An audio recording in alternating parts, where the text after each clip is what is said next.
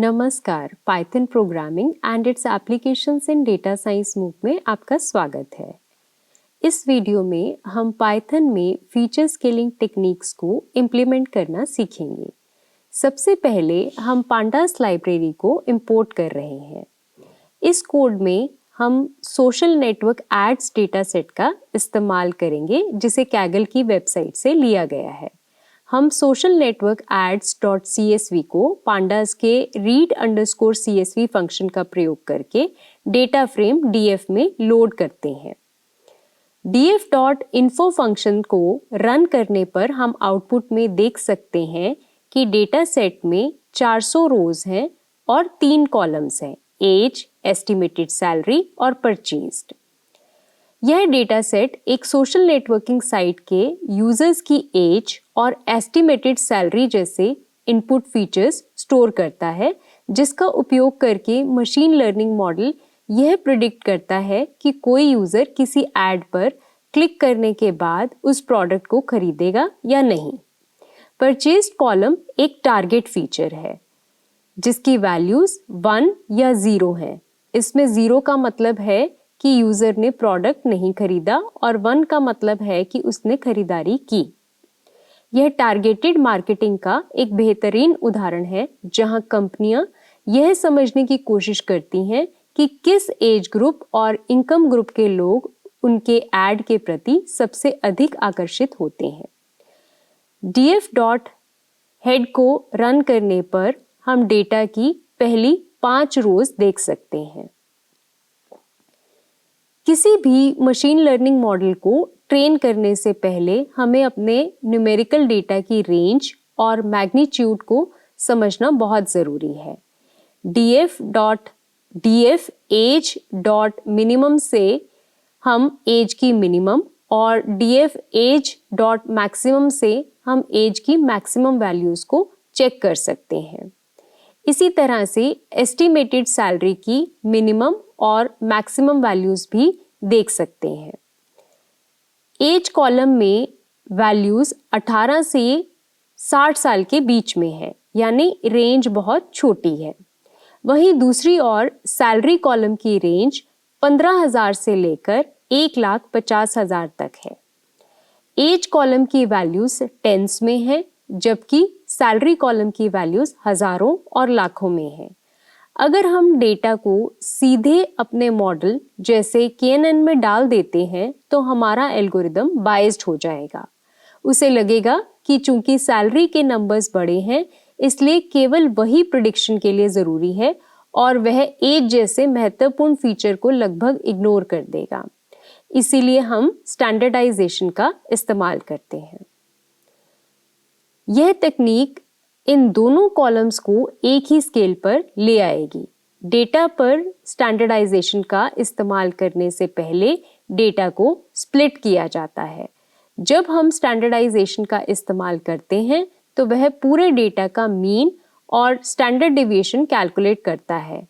अगर हम data split करने से पहले ही पूरे डेटा सेट को स्केल कर देंगे तो इसका मतलब है कि ट्रेनिंग डेटा को पहले से ही पता चल जाएगा कि टेस्ट डेटा, जिसे भविष्य का डेटा माना जाता है, का मीन और स्टैंडर्ड डिवीजन क्या है।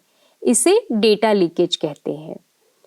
नियम यह है कि टेस्ट सेट मॉडल के लिए पूरी तरह से अनसीन होना चाहिए। अगर स्केलिंग के दौरान टेस्ट सेट की जानकारी ट्रेनिंग सेट में लीक हो गई तो मॉडल टेस्ट डेटा पर बहुत अच्छी परफॉर्मेंस देगा, लेकिन जब हम उसे रियल वर्ल्ड में इस्तेमाल करेंगे तो वह फेल हो जाएगा।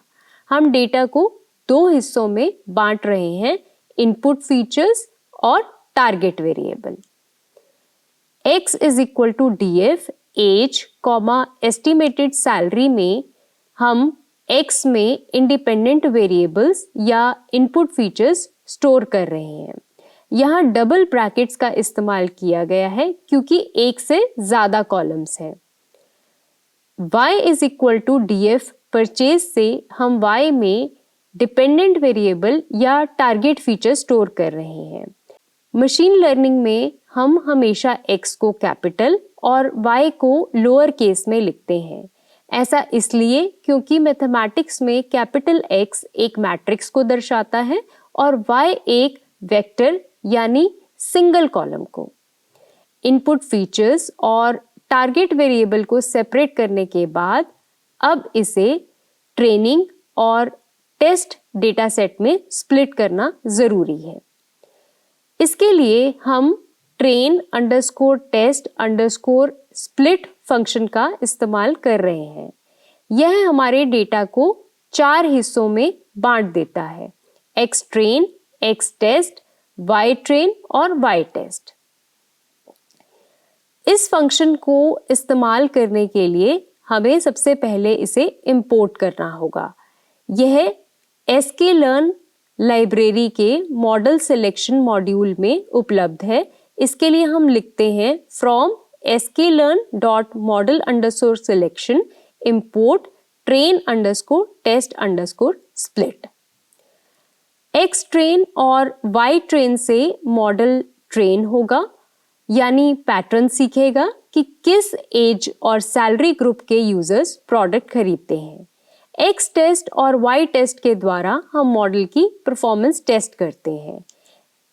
इसके लिए हम मॉडल को xtest देते हैं और देखते हैं कि क्या उसके द्वारा प्रिडिक्ट की गई y की वैल्यूज ytest से मैच करती हैं। Test size is equal to 0.25 का मतलब है कि हम 75% डेटा मॉडल को ट्रेन करने के लिए रख रहे हैं और 25% डेटा उसे टेस्ट करने के लिए रख रहे हैं। यह एक स्टैंडर्ड रेशो है। अगर हम random state is equal to 42 नहीं लिखेंगे तो हर बार कोड चलने पर डेटा अलग अलग तरीके से स्प्लिट होगा। Random state is equal to 42 देने से यह सुनिश्चित होता है कि हर बार कोड चलने पर हमें सेम ट्रेनिंग और टेस्ट डेटा सेट्स मिलेंगे। इससे रिजल्ट्स कंसिस्टेंट रहते हैं। यहाँ पर हम रैंडम स्टेट को 42 के बजाय कोई और इंटीजर भी असाइन कर सकते हैं। अब डेटा सेट पर स्टैंडर्डाइजेशन अप्लाई करते हैं। इसके लिए पहले sklearn लाइब्रेरी के प्री प्रोसेसिंग मॉड्यूल से स्टैंडर्ड स्केलर यूटिलिटी क्लास को इंपोर्ट करते हैं। फिर स्टैंडर्ड स्केलर क्लास का ऑब्जेक्ट बनाते हैं। स्टैंडर्ड स्केलर के दो सबसे महत्वपूर्ण फंक्शंस फिट और ट्रांसफॉर्म को कॉल करते हैं। ध्यान दीजिए, फिट केवल x_train पर कॉल किया जाता है, यानी सिर्फ ट्रेनिंग डेटा पर कॉल किया जाता है। यहाँ पर फिट फंक्शन ट्रेनिंग डेटा के हर कॉलम यानी एज और एस्टिमेटेड सैलरी का मीन और स्टैंडर्ड डिविएशन कैलकुलेट कर रहा है। x_train_scaled is equal to scalar.transform x_train में ट्रांसफॉर्म के द्वारा ट्रेनिंग डेटा को स्केल किया जा रहा है, यानी कॉलम की हर वैल्यू में से उस कॉलम का मीन घटाया जाता है और फिर स्टैंडर्ड डिविएशन से डिवाइड किया जाता है। x_test_scaled is equal to scalar.transform x_test में ट्रांसफॉर्म के द्वारा टेस्ट डेटा को स्केल किया जा रहा है। यहाँ सबसे ज्यादा ध्यान देने वाली बात यह है कि टेस्ट डेटा के लिए सिर्फ ट्रांसफॉर्म फंक्शन कॉल करते हैं, फिट फंक्शन कॉल नहीं करते। इसका मतलब है कि हम टेस्ट डेटा को उसी मीन और स्टैंडर्ड डिविएशन से स्केल कर रहे हैं जो ट्रेनिंग डेटा पर कैलकुलेट किया था। इससे हमारा टेस्ट डेटा पूरी तरह से अनसीन रहता है और मॉडल को भविष्य के डेटा का कोई हिंट नहीं मिलता। चलिए इन स्टेप्स का सारांश करते हैं। पहले स्टेप में डेटा को ट्रेन और टेस्ट में स्प्लिट करते हैं। दूसरे स्टेप में स्केलर को सिर्फ ट्रेनिंग डेटा पर फिट करते हैं। तीसरे स्टेप में ट्रेन और टेस्ट दोनों को ट्रांसफॉर्म करते हैं। अब देखते हैं स्टैंडर्डाइजेशन के बाद हमारे डेटा में कितना बदलाव आया है। x_train.head से ओरिजिनल डेटा यानी स्केलिंग से पहले की 5 रोज प्रिंट करते हैं। x_train_scaled कॉलम 5 से देखते हैं कि स्केलिंग के बाद इनमें क्या चेंज आया है। ध्यान दीजिए, अब सारे नंबर्स -2 से +2 की छोटी सी रेंज में आ गए हैं, जो कि पहले हजारों में थे। सैलरी के केस में ये हजारों में थे, एज के केस में ये टेंस में थे। अब ये सभी फिगर्स -2 से +2 के बीच में आ गई हैं। अब न तो सैलरी लाखों में है और ना ही एज टेंस में। दोनों फीचर्स अब एक ही स्केल पर आ चुके हैं। यहाँ जो नेगेटिव वैल्यूज हैं वे बता रही हैं कि वह डेटा मीन से कम था और पॉजिटिव वैल्यूज मीन से ज्यादा को दर्शा रही हैं। अब अगर इन दोनों कॉलम्स का मीन कैलकुलेट करेंगे तो 0 मिलेगा और स्टैंडर्ड डिविएशन 1 मिलेगी।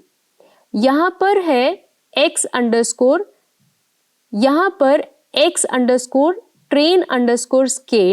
एक numpy एरे है जो कि टाइप फंक्शन के द्वारा चेक कर सकते हैं, क्योंकि ट्रांसफॉर्म फंक्शन एक numpy एरे रिटर्न करता है।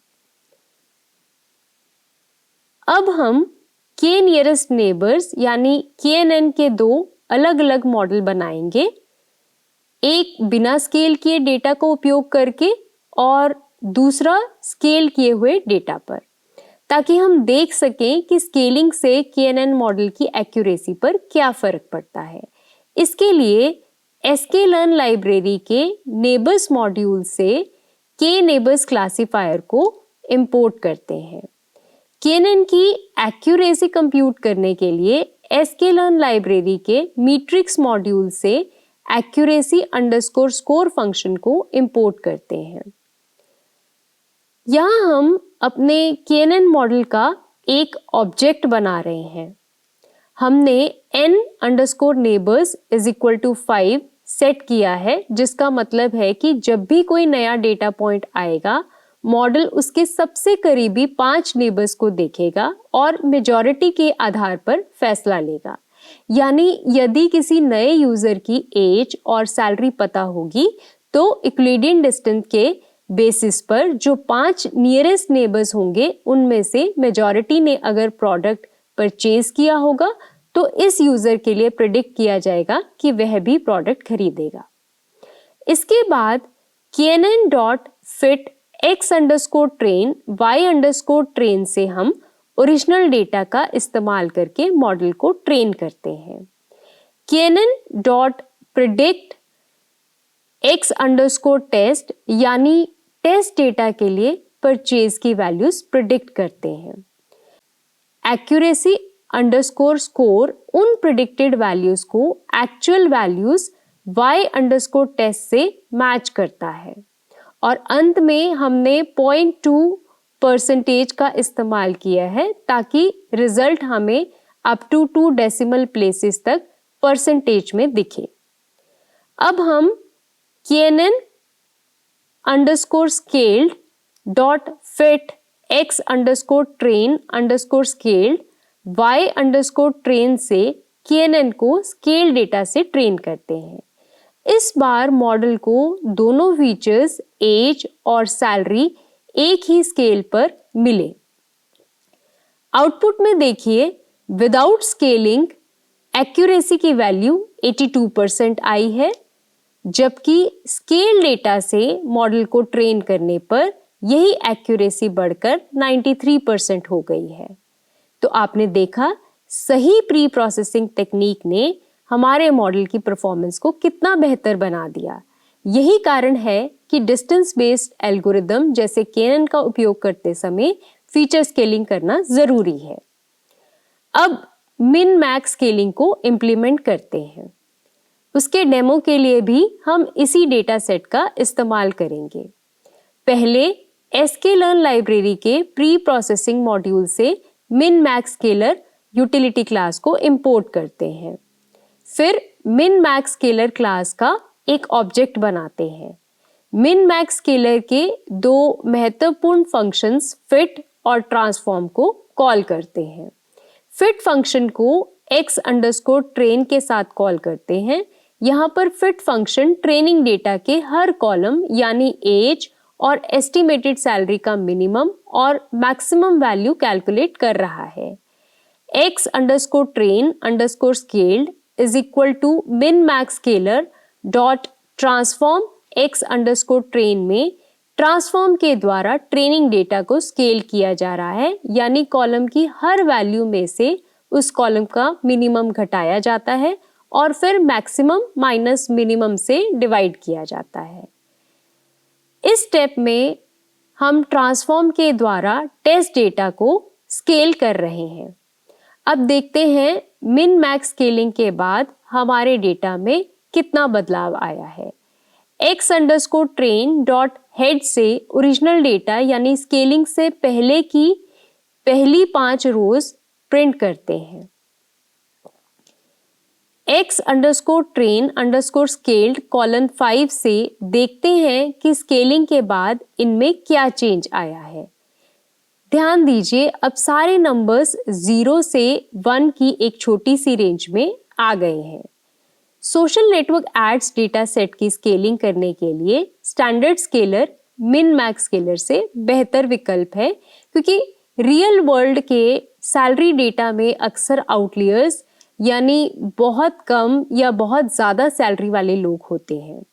स्टैंडर्ड स्केलर आउटलियर्स को बेहतर तरीके से हैंडल करता है और फीचर्स की वैल्यू के बीच के डिस्टेंस को ज़्यादा संतुलित रखता है, जबकि मिन मैक्स स्केलर आउटलियर्स आने पर डेटा को बहुत ज़्यादा कंप्रेस कर देता है। मिन मैक्स स्केलिंग तकनीक तभी बेस्ट है जब डेटा की रेंज फिक्स्ड हो, जैसे इमेज प्रोसेसिंग करते समय। इस वीडियो में हमने 2 मुख्य फीचर स्केलिंग टेक्निक्स को रियल वर्ल्ड डेटा सेट के साथ पाइथन में इम्प्लीमेंट किया। उम्मीद है कि आपको इन स्केलिंग टेक्निक्स का इस्तेमाल अच्छी तरह समझ आ गया होगा। धन्यवाद।